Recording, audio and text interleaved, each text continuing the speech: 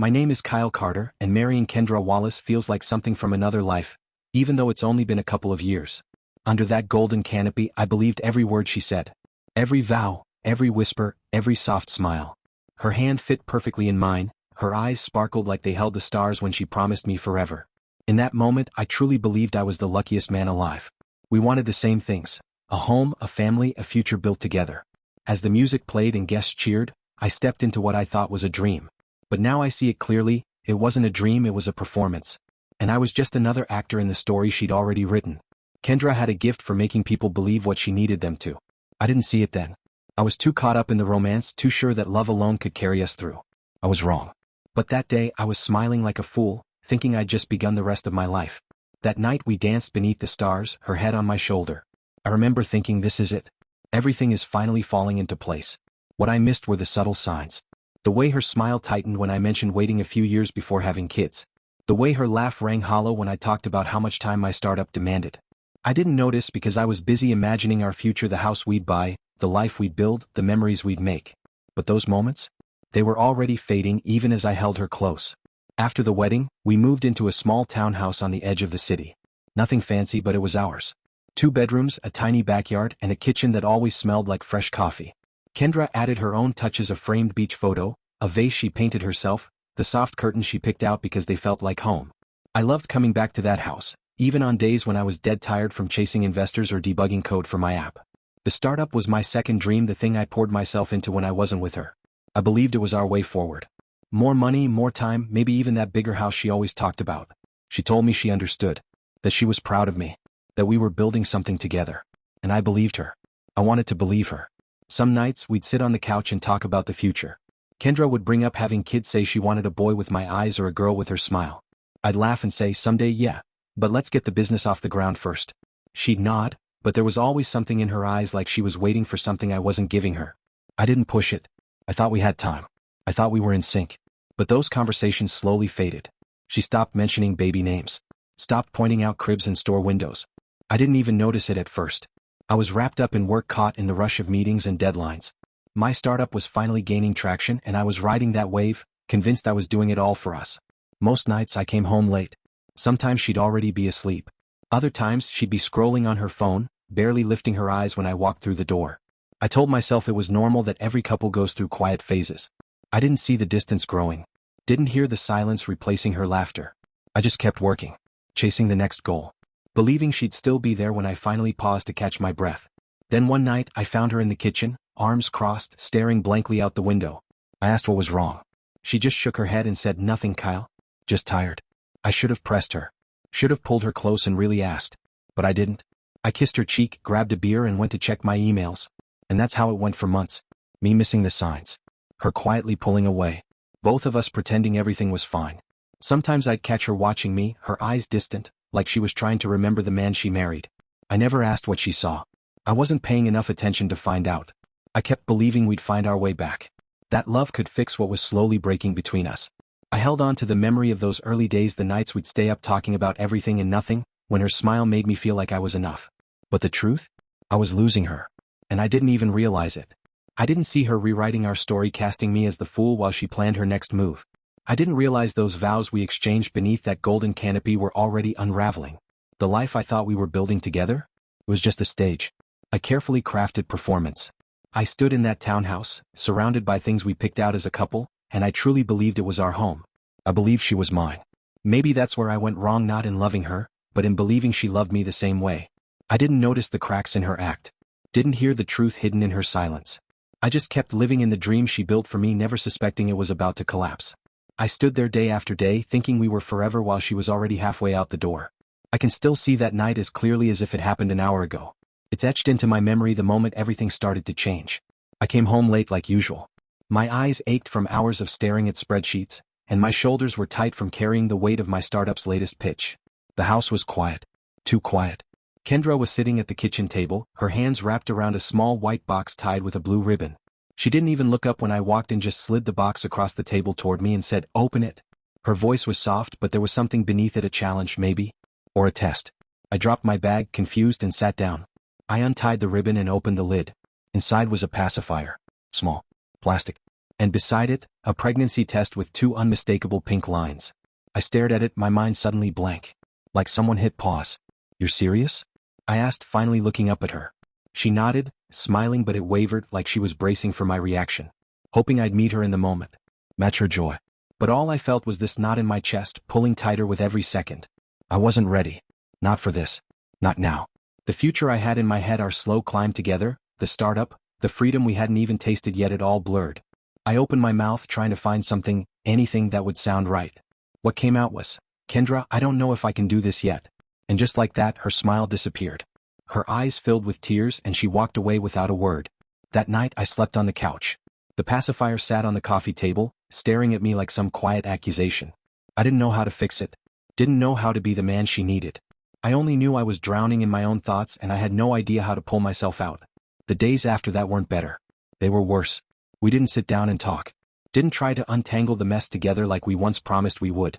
Instead, we started a war, but not the loud kind. Ours was fought in silence. At breakfast, Kendra would sit across from me, one hand resting gently on her still flat stomach, and say things like, "You're never here, Kyle. Do you even care?"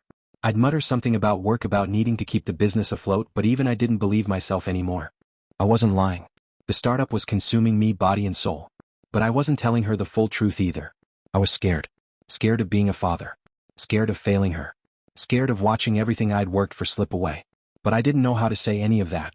So I let her words hang in the air, unanswered. And I'd grab my keys and leave. Some nights, I heard her crying through the bedroom wall, soft, heart-wrenching sobs. And I'd just stand there in the hallway, frozen, wanting to go to her, but too unsure of what I'd even say if I did. Eventually, I started staying at the office later. Found reasons not to come home. Made up meetings. Fake emergencies. A bug in the app that didn't need fixing right away. Anything to avoid that townhouse. Anything to avoid her eyes filled with disappointment I didn't know how to erase. I kept telling myself I was giving her space, that she needed time to cool off. But deep down I knew the truth. I was running. Not from her exactly, but from the version of myself I was failing to become, the man I thought I'd be when we built this life together. The warmth in our home, the kind we created with laughter and late-night conversations, had faded. It felt like someone had flipped a switch. The kitchen didn't smell like coffee anymore. It didn't smell like anything. Kendra had stopped cooking, stopped leaving her little notes on the fridge, stopped asking how my day was. And I stopped trying to make her smile. We moved around each other like ghost strangers occupying the same space.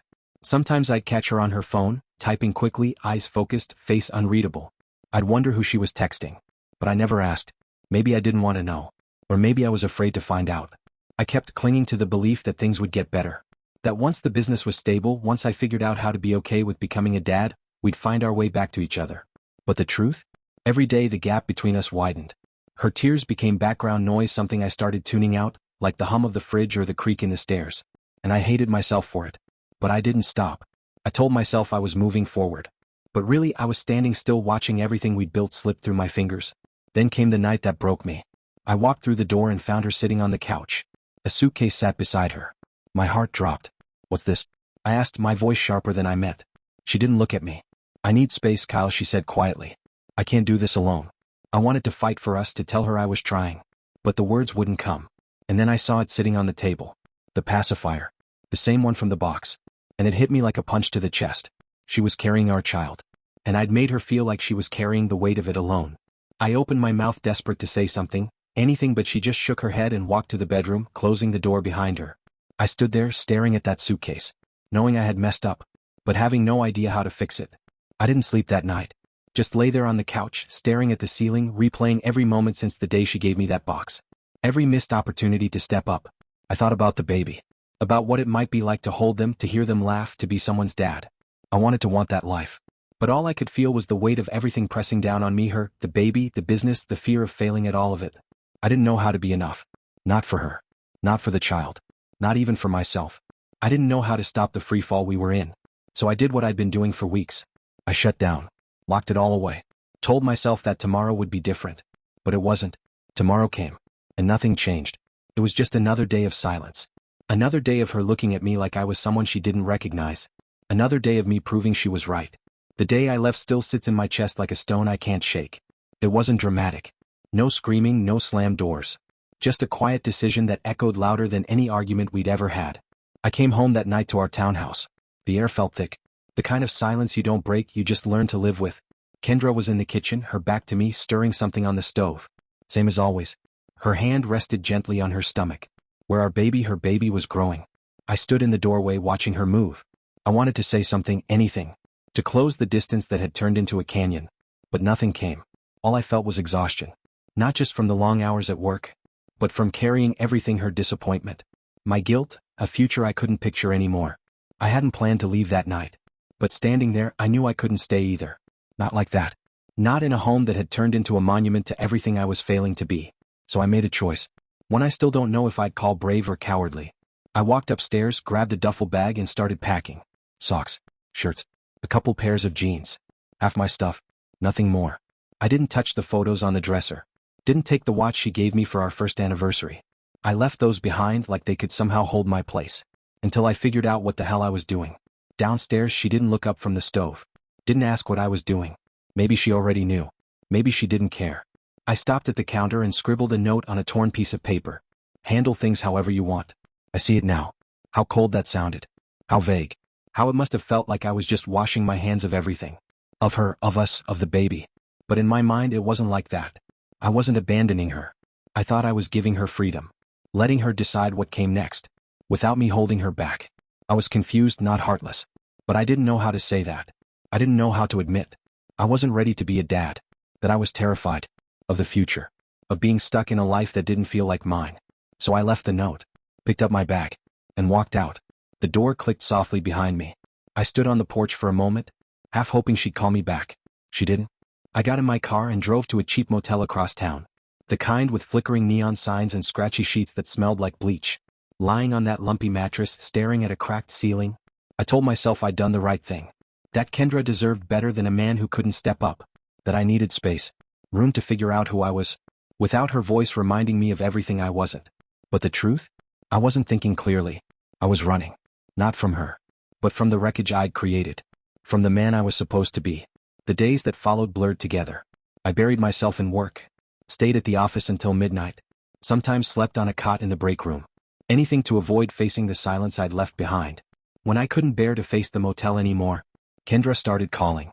She left voicemails I never listened to. Sent texts I never answered. Call please. We need to talk. Where are you? Don't do this. Each message landed like a punch. But I deleted them anyway. I told myself it was for the best. That silence would make it easier for both of us in the long run. I wasn't proud of it. But I wasn't strong enough to face her either.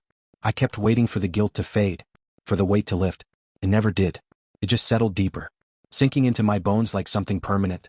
But let me be clear. I never said the baby wasn't mine. Not once. That thought never even entered my mind. Yeah, I was scared. But I wasn't the kind of guy who ducks out of responsibility. By inventing stories or blaming someone else. I just needed time. At least that's what I told myself. Time to think. Time to breathe. Time to try to understand this life that was racing ahead. Before I was ready to catch up. So I stayed. In that motel. For weeks. Living out of a bag. Eating takeout. Pretending I was in control. My startup was gaining momentum. We just landed a small investor. And the app was picking up downloads. I drowned myself in the code. In analytics. In tasks that gave me the illusion of progress. I didn't tell anyone about Kendra. Not my friends. Not even my co-founder. I just kept moving. One foot in front of the other.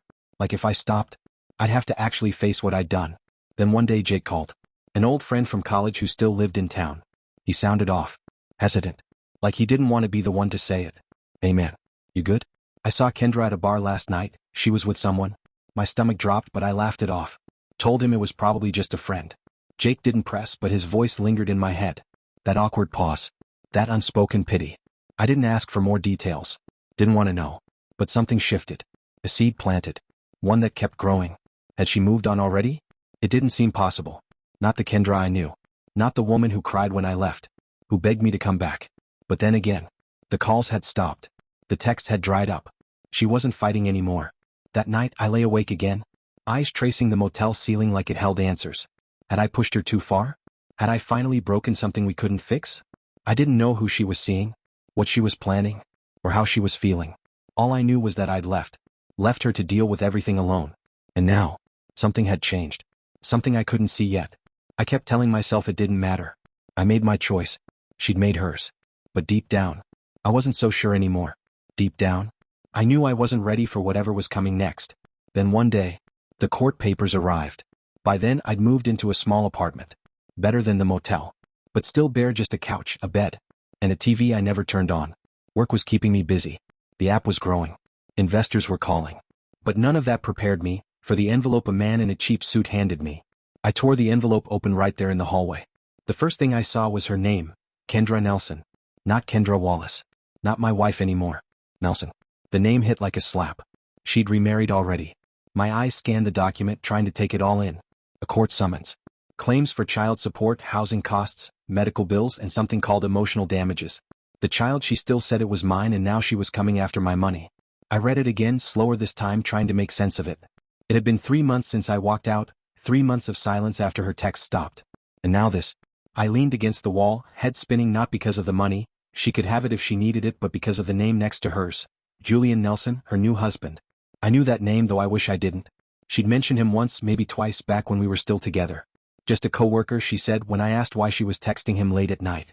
I let it go back then, too tired to fight, too trusting to dig. But now it was obvious. Julian wasn't just a coworker. He was her husband. And together they were dragging me into court. I stood there, papers in hand, feeling like a fool for not seeing it sooner. The day of the hearing came fast. I put on my best suit, the one I wore for pitch meetings, and drove to the courthouse, stomach knotted tight. I hadn't spoken to Kendra, hadn't called to ask what any of it meant. What was there to say? She'd made her move. I'd have to figure out how to respond. Walking into that courtroom felt like stepping into a cage. The place was packed, lawyers, clerks, strangers, everyone watching like I was the main event. Kendra was already there, seated at a table with a man I assumed was Julian. She looked different. Her hair was shorter, her face a little sharper. But her hand rested on her belly, now visibly rounder, a quiet reminder of the child she claimed was mine. Julian sat beside her, tall and broad-shouldered, wearing a smug grin that made my jaw tighten. He leaned in, whispered something, and she nodded. Her eyes flicked to me for a second, just long enough to land, then turned away. I took my seat alone. No lawyer. Just me and the stack of papers I'd been served. I hadn't hired anyone. I didn't think I needed to. I figured I'd tell the truth, whatever that even meant now, and let the judge sort it out. The hearing began, and Kendra's lawyer got up first, a wiry guy with thick glasses and the slick tone of a man selling a story. He called me irresponsible. Said I'd abandoned my pregnant wife, refused to support her, and was now dodging my duties as a father. Every word felt like a knife twist, painting me like some deadbeat who'd run off without a second thought. I sat there, hands folded, trying to keep my face blank, but inside I was burning. Not because what he said was true, it wasn't, but because Kendra was letting him say it. She just sat there, head held high, letting this guy rip me apart while Julian sat beside her, smirking like he'd already won. When it was her turn to speak, she stood up, voice steady but sharp like a blade wrapped in velvet. "This child is yours, Kyle," she said, locking eyes with me before turning to the judge. "I deserve your money. I've been raising this baby alone." Because he walked away. The room went quiet. Every eye turned to me, waiting to see if I'd crack. Across the room, Julian chuckled, a low, smug sound that carried like smoke, and I felt my hands tighten into fists beneath the table. I wanted to rise, to shout that she was wrong, to ask how she could sit there and act like I was the only one who broke things. But I didn't. I stayed still, heart pounding, mind racing through every memory, every fight, every silence, every time I failed her. I wasn't perfect, far from it. But this wasn't about child support. It wasn't even about the kid, not really. This was personal. She was trying to bury me, and Julian was holding the shovel. The judge turned to me, his face unreadable, and asked if I had anything to say. I opened my mouth, but nothing came out at first. What could I say? That I didn't even know if the child was mine? That I left because I was scared, not because I didn't care? That I never stopped thinking about her, even after I walked away? None of it felt right, not here, not in front of all these strangers. So I shook my head and said, "Not yet, Your Honor." Then I sat back down. Kendra's lawyer kept going, piling on more claims. Backdated support, therapy costs, compensation for lost opportunities since she'd quit her job. A laundry list, each item feeling like a brick added to the weight pressing on my chest. Julian leaned back in his chair, arms crossed, watching me like a hawk waiting for its prey to stumble. I didn't look at him. I didn't look at her either. I just stared at the table, trying to keep my breathing steady, trying to remember why I was even here. I'd walked away to give her space, to let her figure things out. But this wasn't figuring things out. This was war. And I was standing in the middle of it, unarmed. When the hearing ended for the day, I stood, my legs heavy, my mind a mess. Kendra and Julian walked out together, her arm looped through his, her head held high like she'd already won. I stayed behind, watching them go, feeling the weight of her words, "This child is yours," echo through my head. I didn't know what to believe anymore. I didn't know if she was lying, if she was desperate, or if she just hated me that much. All I knew was that I wasn't going to let them roll over me, not like this. Not without a fight. Now I sit in that courtroom again watching Kendra and Julian play their parts like seasoned actors. And I feel something shift inside me, not anger, not fear, but a quiet kind of resolve. They thought they had me cornered. Thought I'd crumble under the weight of her accusations and his smug grins. Just before the hearing started, Julian leaned over, close enough that I could smell his cologne, and whispered, "Should've kept your zipper shut, man." His laugh was low and taunting, like he was daring me to swing. I didn't. I just looked at him with a blank face and turned back to the table, my hands steady. They had no idea what I knew, no clue that I'd been carrying proof in my back pocket for months. Proof I never planned to use unless they pushed me too far. And now they'd pushed me way past that line. I stayed silent, letting their lawyer ramble on about my supposed abandonment, letting Kendra spin her version of events, claiming I'd left her to struggle alone. I didn't flinch. Didn't argue. Didn't give them the satisfaction of seeing me sweat. Because while they were busy painting me as the villain, I was sitting there remembering every detail that led me to this moment. Details they thought I'd missed. Details they assumed I'd never uncover. It started months before she told me she was pregnant, back when things between us were already coming apart at the seams. I began noticing little things. Kendra staying late at work, her phone buzzing at odd hours, her quick excuses when I asked who she was texting. "Just a friend," she'd say, or "work stuff, you know how it is." I didn't push. I didn't want to be that guy, the jealous husband who checks her phone while she's in the shower. I trusted her. I loved her. But trust is fragile, and those little things started adding up. One night, I saw her smile at a message, a real smile, the kind she hadn't given me in weeks. I asked who it was, trying to sound casual. She snapped her phone shut and snapped back, "Nobody, Kyle." "God, why do you care?" Her voice was sharp, defensive, and it planted a seed of doubt I couldn't shake. I didn't want to believe she'd cheat. Didn't want to think she'd lie to me like that. But the seed grew, and soon I couldn't ignore it. I did something I'm not proud of. I hired a private investigator. It wasn't impulsive. I wrestled with the decision for days, pacing my office late at night, questioning myself, wondering if I was going crazy or turning into someone I didn't recognize. But in the end, I needed to know the truth. I needed answers, not just for me but for the life we were supposed to be building. So I made the call. Met a guy named Vince at a diner across town and handed him a check. He didn't ask many questions, just took Kendra's name, her work address, and a photo from our wedding album. "Give me a week," he said. I nodded, feeling like I'd just crossed a line I couldn't uncross. Vince was good, too good maybe. Within days he had a file. Phone logs showing late-night calls to a number I didn't recognize. Dates and times when Kendra wasn't where she claimed she'd be. Even receipts from a hotel bar where she'd met someone. Then came the big one, a grainy but clear enough video of Kendra and Julian checking into a resort. 3 days before she handed me that pregnancy test. I watched it alone in my motel room, my stomach twisting as I saw her laugh, her arm around him, her head tilted in that way she used to tilt it when she looked at me. I didn't cry. Didn't yell. Just sat there letting it sink in. She'd been with him not just once but for months while I was working late trying to build a future for us. I kept the file locked in a drawer and told myself I wouldn't use it unless I had to. I didn't want to hurt her. Didn't want to drag us through that kind of ugliness. I just wanted to understand. To know why she'd pulled away. Why our home had turned into a battlefield. Even after I left, I held onto that file. Not out of spite but because it was the only thing that made sense when nothing else did. Now, sitting in that courtroom, I felt the weight of it again. Not the file itself but what it meant. Kendra was betting I'd stay quiet, that I'd take the hit and pay up, too proud or too broken to fight back. Julian was betting I was as weak as he thought I was, some spineless guy who'd run from a kid in a checkbook. But they were wrong. I wasn't the one who'd been unfaithful, not then, not ever. Yeah, I'd messed up. I walked away when I should have stayed. Shut down when I should have talked. But I wasn't a liar. They were. And I had the proof to show it. I didn't want to use it. Didn't want to turn this into a war where nobody wins. But they weren't giving me a choice. Every word from her lawyer, every smirk from Julian, every tear Kendra dabbed away for the judge, it was all a performance. And I was done being their audience. I sat there with my hands folded, my face calm, while my mind ran through every detail. The video timestamp before her pregnancy announcement. The phone log showing calls to Julian when she said she was with friends. The hotel receipt with her signature. It wasn't just evidence. It was a story. One they didn't know I could tell. I thought about the kid, the one she swore was mine, and wondered if she even believed it herself. Did she know the truth and lie anyway? Or had she convinced herself I was the father because it was easier than facing Julian? I didn't know. And right then it didn't matter. What mattered was the game they were playing and how they thought I'd fold. I wouldn't. I couldn't. Not because of the money, I'd have given it to her if she just asked, if it was really about the kid. But because of the lie. They were trying to rewrite my life to make me the bad guy in a story I didn't write. I wasn't going to let that happen. So I stayed quiet. Let them think they were winning. Let them think I had nothing to say. But inside I was ready. I was ready to show them exactly who they were dealing with. In that courtroom I felt the air shift like the moment just before a storm breaks.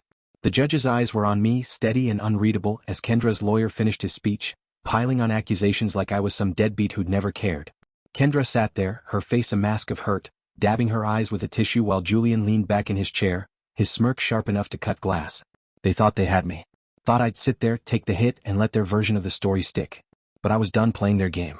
I'd been quiet long enough, letting them talk, letting them believe I had nothing to fight back with.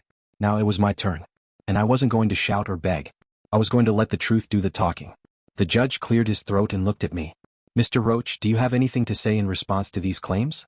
My heart was pounding, but my hands were steady as I stood up, buttoning my jacket like I was heading into a business meeting. I looked at Kendra, then Julian, and finally at the judge. Your Honor, I said, my voice calm, I wasn't going to do this. I didn't want to drag things into the open like this because I thought we could handle it quietly. But she left me no choice. I reached into my wallet slow, deliberate, and pulled out a folded photo I'd kept there for weeks. Not for sentiment, but for this exact moment. It was a still from the video my investigator had sent me, time-stamped and clear.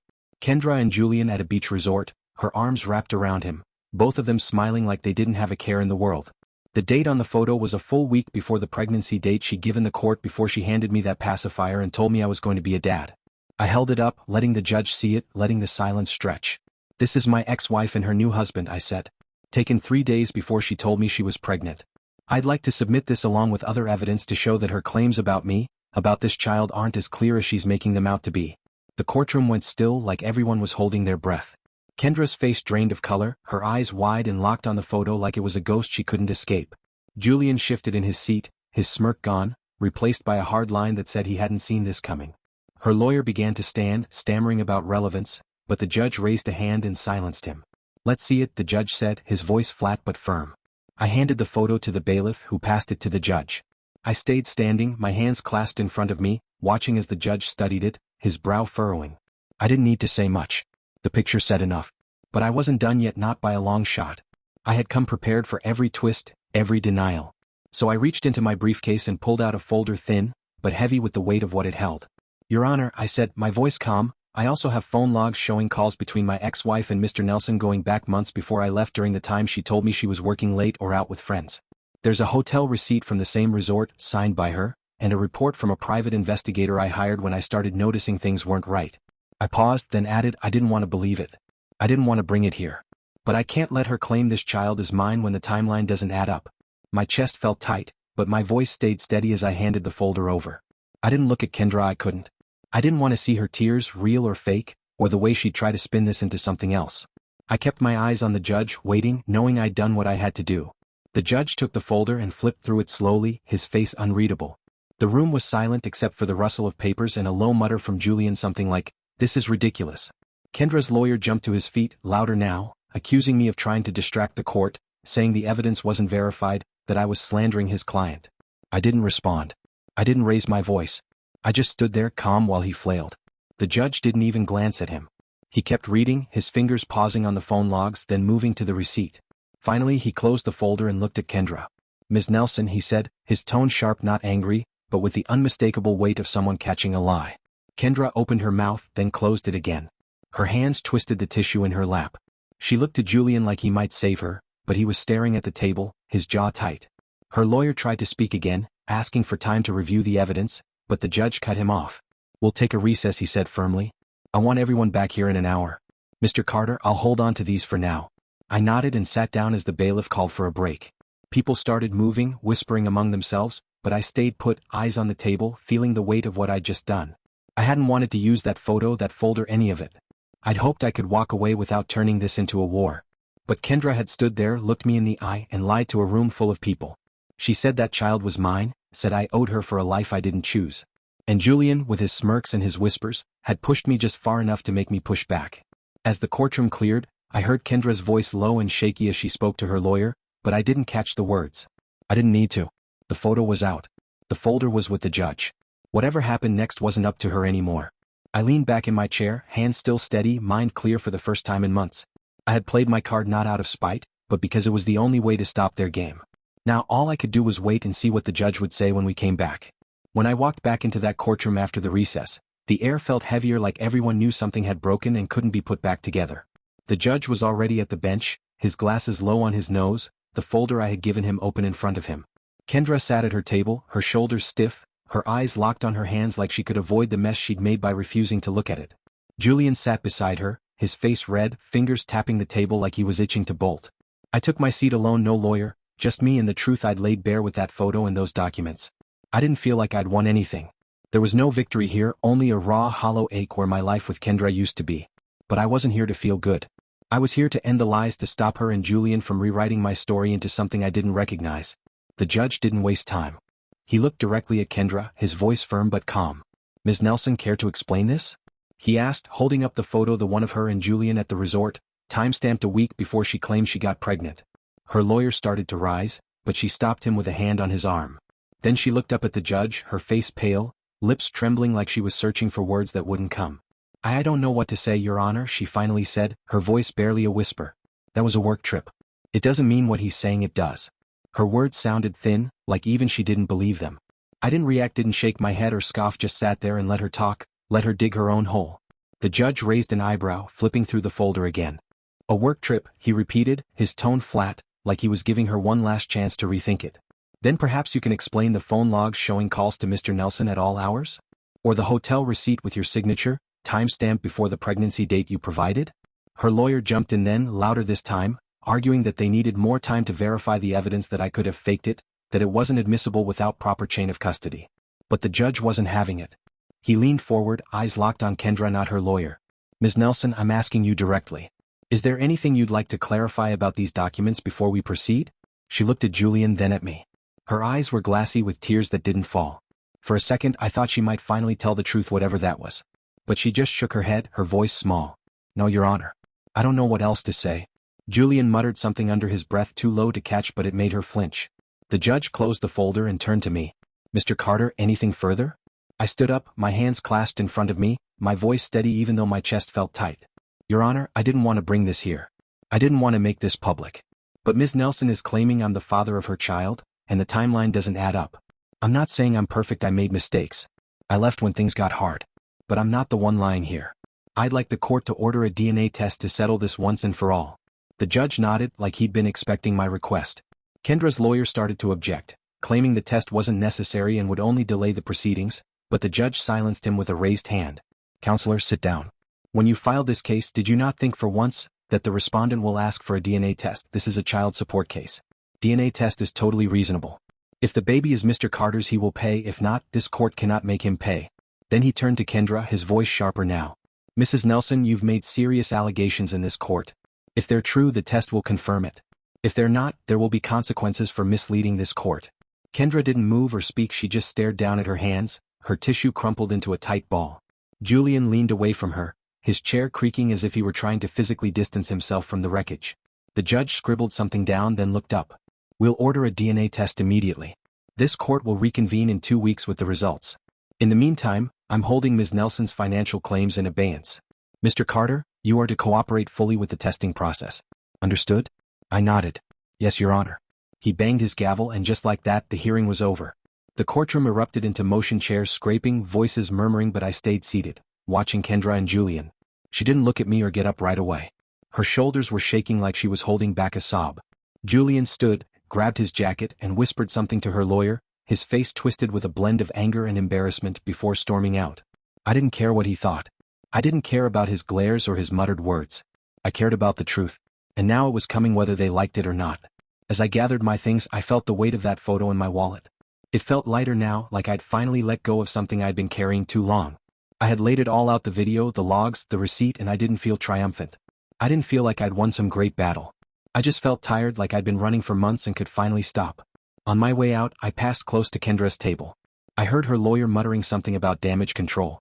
She looked up at me then, just for a second. Her eyes were red, her face etched with a mix of fear and something else, regret, maybe, or defiance. I didn't stop. Didn't say a word. There was nothing left to say. I'd done what I had to do, not to hurt her, but to protect myself from a lie I didn't deserve. Outside, the air was cool and the sky hung low and gray. I stood on the courthouse steps, breathing slowly, letting the moment settle in. The test was coming, and with it, the truth, whatever it turned out to be. I didn't know what Kendra would do next, whether she'd try to fight or run. All I knew was that I had stood up and shown them I wasn't the fool they took me for. Now the rest was out of my hands.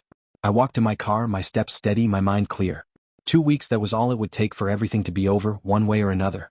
But those 2 weeks waiting for the DNA test results felt like holding my breath underwater, each day stretching longer than the last. I went through the motions, work meetings, late-night coding, but my mind never left that courtroom. I kept seeing Orisa's pale face when I showed the judge the photo, Julian's smirk souring into something else entirely. I didn't even know what I wanted the results to say anymore. Whether the child was mine or not, I just needed the truth to close the door on the life I thought I had with her. When the day of the hearing finally came, I drove to the courthouse with my hands tight on the wheel, my suit pressed but my nerves fraying. Walking in, everything looked the same crowd, the same faces, but it all felt different now. This wasn't just another twist. It was the end of the story. Kendra sat stiffly at her table, hands folded over her belly, which was noticeably bigger now. Time hadn't stopped for any of us.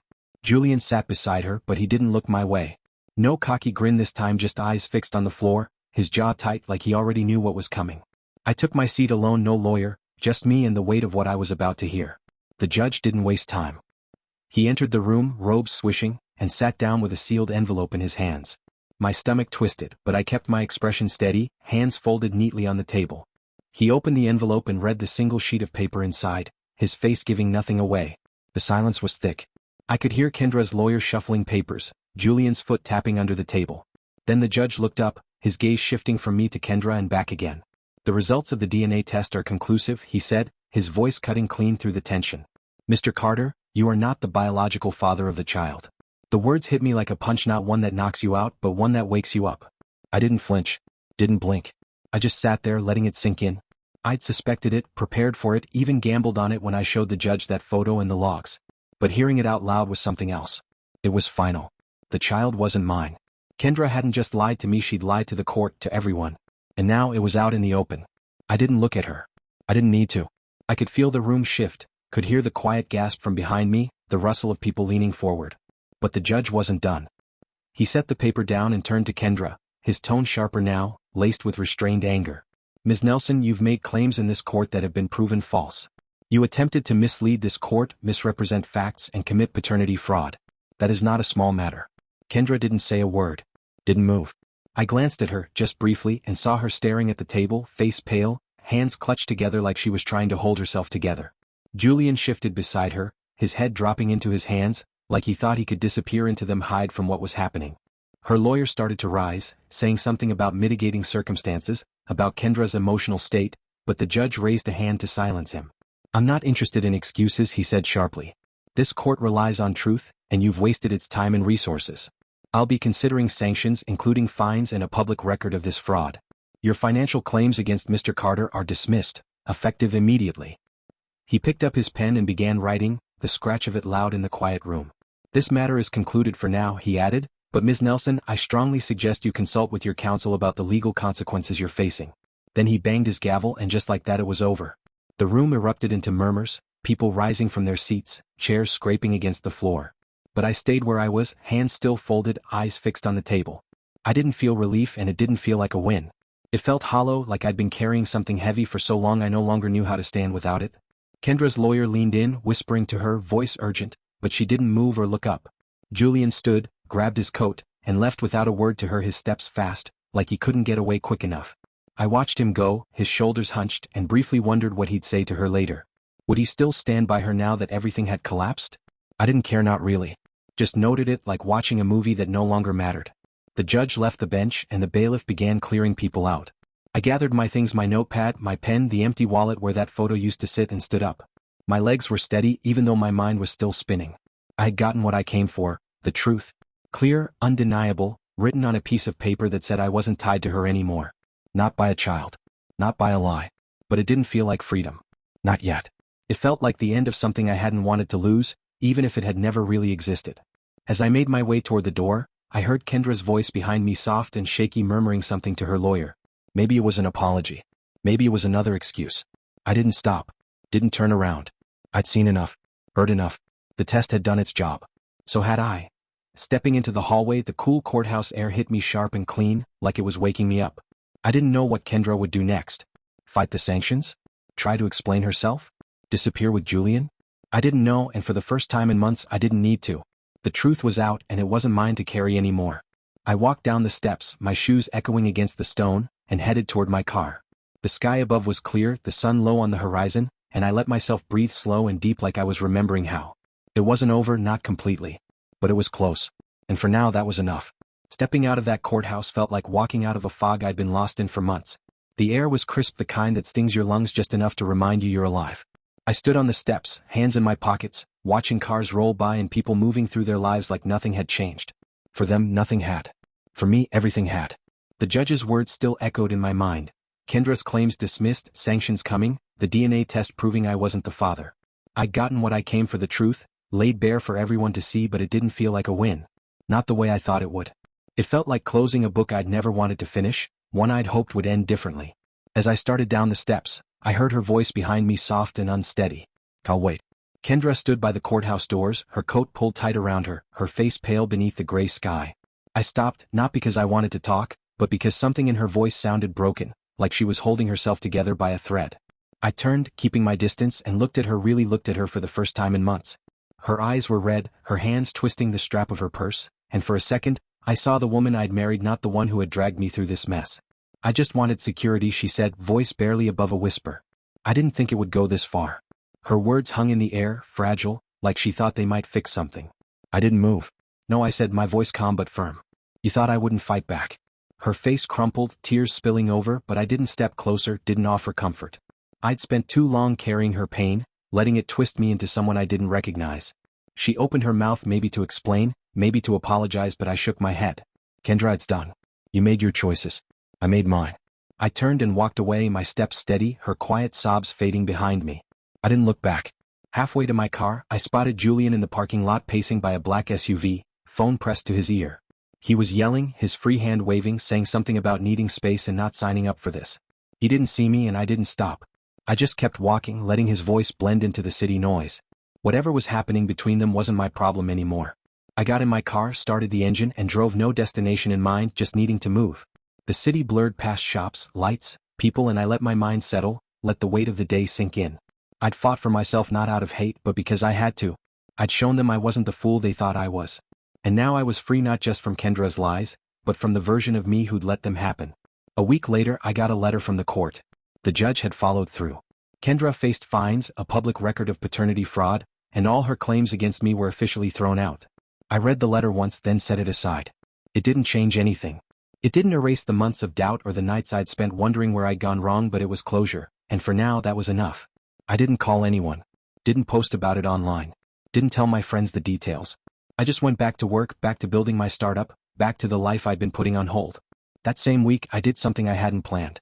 I got a refund from the private investigator, some overpayment he didn't need, and instead of keeping it, I donated it to a legal fund for fathers dealing with custody battles. It wasn't much, just a few $100, but it felt right. Like I was passing on the chance I'd had to fight back. I didn't need the money. I didn't need the reminder of what it had bought me. I just wanted it to help someone else, someone stuck in the same kind of trap I'd been in, someone who needed proof to stand up for themselves. The days after that were quiet. Not in the heavy way they'd been before, but in a way that felt steady. I started running again, something I hadn't done since Kendra and I were together. I'd go out in the mornings, the streets still dark, my breath puffing in the cold, and I'd push myself until my legs burned and my mind cleared. It wasn't about forgetting her. It was about remembering me, the guy I was before the lies, before the doubt, before I let her choices define mine. I'd come back to my apartment, shower, and get to work coding, meeting with investors, watching my app grow into something real. Something I'd built through all this. I didn't hate Kendra. Didn't wish her pain, even after everything. I just didn't want her in my head anymore. I wanted to move forward, not keep looking back at a story that wasn't mine to write. One night, I sat on my couch with a beer in hand and thought about the kid, not mine, but still hers, still real. I wondered what she'd tell them one day. How she'd explain the father who wasn't me. The fight she'd lost.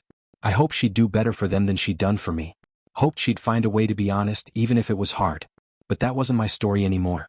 My story was here in this apartment, in the work I was doing, in the life I was choosing now. I set the beer down, leaned back, and closed my eyes, feeling the quiet settle around me. It wasn't perfect. It wasn't easy. But it was mine. I'd fought for it, not with fists or shouts, but with a photo, a folder, and the truth. I wouldn't let go of what mattered, and now for the first time in a long time I felt like I could breathe. Not just survive, but live on my own terms with nothing holding me back. In the months after that courtroom cleared, life slowly started to feel like mine again. Not the way it was before Kendra, but something new, something I was building one quiet step at a time. I didn't talk about the case. Didn't post cryptic updates online or rehash every detail over beers with friends. I let it sit, let it fade like a bruise you stop noticing after a while. The startup kept me busy, growing faster than I expected. Users were climbing, investors were calling, and my app was turning into something people actually needed. I spent my days coding, tweaking features, pitching to new partners, and it felt good to have something solid to hold on to. Something I could shape without it slipping through my fingers. Nights were quieter, just me in my apartment, cooking simple meals or watching old movies, letting the world slow down. I wasn't running anymore. Not from Kendra, not from myself. I was just living, and that was enough. I started dating again, slowly, nothing serious. Trust is a tricky thing after what I'd been through. It's like a muscle you have to rebuild, one careful lift at a time. There was a woman from work, Sarah, who'd grab coffee with me sometimes. Her laugh was easy, her questions gentle. I liked her, liked the way she didn't push. I wasn't ready to dive into anything, and she didn't ask me to. I'd tell her about my day, my app, maybe a funny story from a meeting, and she'd listen, really listen. Her eyes bright, not asking for more than I could give. It wasn't love, not yet, but it was a start. A reminder that not every story has to end like mine did with Kendra. I didn't need fireworks or promises. I just needed honest moments, and Sarah gave me those without expecting anything back. Healing, I learned, isn't loud. It's not some big moment where you wake up and everything's fixed. It's quiet, steady. Like the way the seasons change when you're not looking. I'd catch myself smiling at small things, a good run in the morning, a client signing on, the smell of rain through my open window, and realize I wasn't carrying that old weight anymore. Kendra's name didn't sting when I thought of it. It didn't pull me back to that courtroom or the townhouse we'd once shared. She was part of my past, not my present. And I was okay with that. I didn't hate her. Didn't wish her ill. I just wished her a life that didn't involve me, and I meant it. One evening, I got a letter from the judge's clerk, forwarded to my new address. It wasn't about Kendra or the case, but about something bigger. My testimony, the way I'd handled things, calm and steady, with evidence instead of anger, had been cited in a legal reform case pushing for stronger protections against paternity fraud. I read the letter twice, sitting at my kitchen table with a half-eaten sandwich in front of me. It wasn't a pat on the back, just a note saying my story had mattered, that it was helping others. I folded it up, slid it into a drawer, and took a sip of my coffee. I didn't need recognition. I didn't need to be a hero in someone else's fight. But it felt good to know I'd left a mark, even a small one, that might make things a little fairer for the next guy. I thought about the kid sometimes. Not mine, hers, probably Julian's, though I didn't know for sure and didn't care to find out. I wondered what kind of life they'd have, what Kendra would say when they asked about their dad, about those years that shaped them. I hoped she'd tell them something true, or at least something kind. But that wasn't my place to worry about anymore. My place was here, in my life, with my work and my mornings and the people I was letting in bit by bit. I kept one thing from the trial, not a memento but a reminder.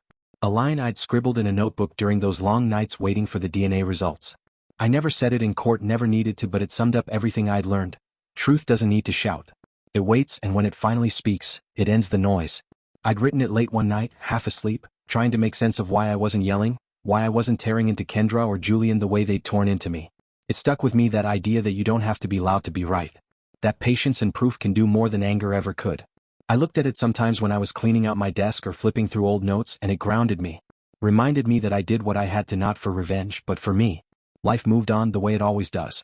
My app hit a milestone, 10,000 downloads in a month, and I took my team out for pizza, laughing over cheap wine and bad jokes.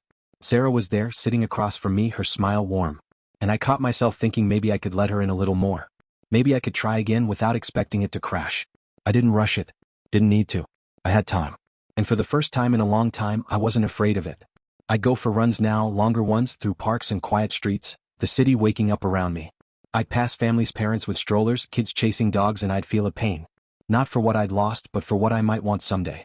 When I was ready. When it was real. I wasn't there yet, but I could see it faint, like a horizon. And that was enough. I didn't hear from Kendra again. Didn't expect to. I didn't know where she was, if she was still with Julian, if the fines had hit her hard, or if she'd moved on to some new story. I didn't check. Didn't ask around. I let her go, not with forgiveness exactly, but with indifference. The kind that comes when you realize someone's choices aren't your weight to carry anymore. My life was mine now. Messy, imperfect, but mine. And I was building it every day, one choice at a time. That night, after the letter, I sat on my couch with the city humming outside and felt something settle in me. Not peace, not yet, but close. A quiet that didn't ache. A space where I could just be me, not the guy who'd been lied to or dragged through court. Just me. I'd fought for that space, not with noise, but with truth. And now I was living in it. One steady breath at a time. Dear listeners, don't forget to like, share, and subscribe.